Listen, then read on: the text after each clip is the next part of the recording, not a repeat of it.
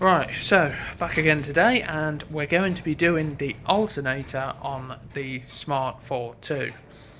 Not a job I'm looking forward to, and one that's going to cause a lot of pain and suffering for me, but it needs doing. I had a really rough journey trying to limp it back. I somehow managed to cover, it must have been nearly 50 miles. I took a wrong turn, I don't know how I did it. With a dying car, no charging system, only running off the battery and only getting any kind of charge when it was idling, which fortunately a lot of the time traffic was bad, so I think that's what allowed it to keep a bit of charge in the battery and limp it home. So once again it's up on the ramps, so we may as well get started. There's a plastic cover in that wheel arch well that we've got to pull off, and the way I'm going to do it is going to involve taking the sump off again, and yeah, it's going to be good fun. If we come around here, there you go, you can see the sump there. Going to take that off again, even though we did that last week, and try and get the alternator out that way. You're supposed to drop the engine cradle to do it, but I'm going to do it this way. Don't worry about that oil, that's just from filling it up. So this is just a quick clip showing the voltage reading beforehand. With the engine running, it was only reading 11.6 volts, which obviously shows that the alternator isn't functioning or regulating the voltage as it should be. So it's a bit of a process to remove the alternator on one of these. I'm going for trying to squeeze it past the sump by prying the engine forward once I've taken the oil pan off, but so far I can't even get that bolt unstuck, so that's proving fun. The other way is you lower the subframe and get it out that way, which I haven't got the equipment to do at the moment. I've got the belt cover off and this bolt is seized. There's the 16mm bolt, I believe it's 16mm, but that nut is 15mm, and E12 screws. I'm undoing this one, and I'm going to try and undo this upper one, but this may be a larger one, I'm not sure, I can't see it at the moment. I'm going to try and loosen them off, loosen that one off, and see if I can sort of prise the belt off that way. It's not ideal, but you've got to make the best out of a bad situation sometimes. So I have actually, when the camera focuses, removed the bracket bolts as well as the upper bolt up there. This is all with the battery disconnected, by the way. That's a good idea to disconnect the battery. The adjuster bolt is actually stuck. It's seized solid and will not move. There's two flat edges on that bolt on the head of it, rather than it being like a hex head bolt or a Torx bolt. It would have been a great idea if they put a Torx on the inside of it, but they didn't. So with this alternator, I think it's a pattern part, because the flat edges don't seem to sit against the sides within the recess in there. So in that part there, when I hold the camera straight, in that part there is a recess with two flat edges. So it's a circle with two flat edges basically, and they're not sitting, the flat edges of the bolt aren't sitting tightly against them. So the bolt did have a secondary feature, which was a male Torx bit on the end, an E10, using E10 female bit, but the nut is stuck on there that solid that is no longer attached to that and is stuck in the end of my E10 socket, which is, you know, ideal. So as for how the job's going, it's going as well as the sump went. How many more jobs I end up doing on this car, I don't know. I've only had it 2 weeks, and this is a pretty major job. Anyhow, I've got a replacement alternator. Fortunately, when I did the sump, I used a Smart Mods rubber gasket, and I'm hoping that when I undo all this, I should be able to reuse this gasket again. for the sump, but I've just got to be very careful with these E8 bolts because I don't want to shear any of them or strip any of the threads, so I am a little bit anxious about that, but I've got to do the job and I'm most of the way into it now. I've drained the oil and I'm about to pull the sump off. So I've got the sump off now. I've freed up some space. I'm going to put some tissue in the pickup tube, but I've got to be careful to make sure there's no residual tissue left in there when I put it all back together. That's freed up a lot more room for the alternator. Then in theory, once I've got the two wires undone on the back of that, I should be able to pull the engine forward. Fortunately, this rear engine mount is not great, so that might make the job a little easier. I should really change that while I'm in here, which I may or may not do. It depends, because otherwise it means the sump's got to come off again.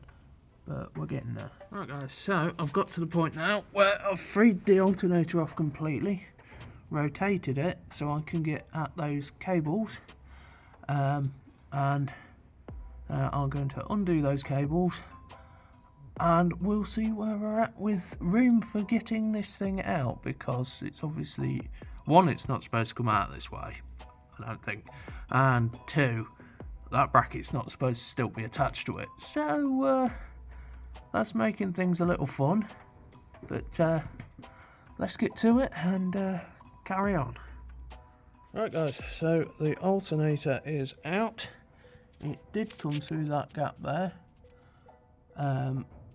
You do have to, I found that prying off the handbrake mechanism bracket thing, cable bracket rather, against the gearbox housing very carefully, moving the engine forward gave just enough room, but you have to be very careful of this brake line. As you can see, this one's not in great health as it is, so I didn't really need to be squishing it, but it is out now and I can set to getting that annoying nut off.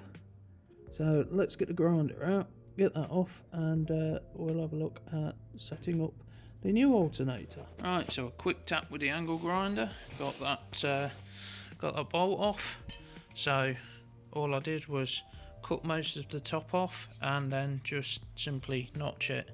So there's the top part, and then the flange that was left I was able to just notch across it and pop it off in two pieces.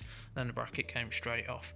Obviously if you're doing this on an exchange basis, it retains this part of the alternator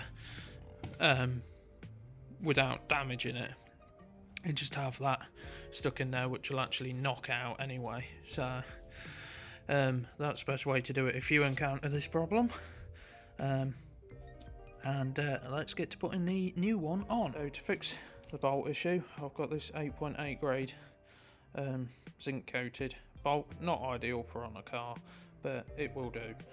And then all I'm going to do is flat down two of the sides for it to fit in there, and it will fit snug and work better than the original, which is, one second, which is here. This is what is originally in there, and that sits loosely in there, so it just ends up turning. It's a bit of a rubbish design really, but I can't say this is any better. I'm just getting the job done. So there we go, I've modified the bolt, shaved it down. It does have a bit of play on it, which is not what I wanted, but it's still less than the original bolt has on it. I don't necessarily trust that, but it's what I've got to work with. So when you are doing this, that top 16mm bolt, getting a bolt through is a bit fiddly, but the nut on the back side of it is the hardest part. If you've got small hands, you will just about be able to reach round there. I only managed to because I've got small hands and really long fingers. Like, I swear to God, I'm like E.T.'s love child or something. but I was able to just hold the nut on while I threaded that in. So now I'm going to do that up and yeah, carry on.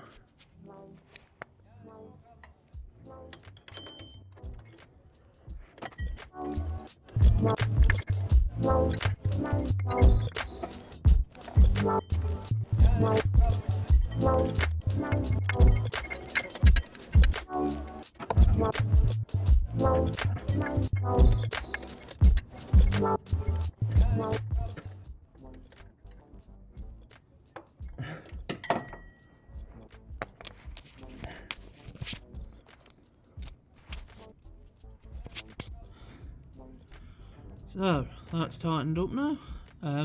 One thing to note on these cars is normally they should actually have a splash guard here. It unclips, but they should have a splash guard, and that's the reason that this alternator failed anyway, because someone has replaced it and not replaced the splash guard. So I've just got to get hold of one of them and replace that as well, so I don't end up with another alternator failing within weeks.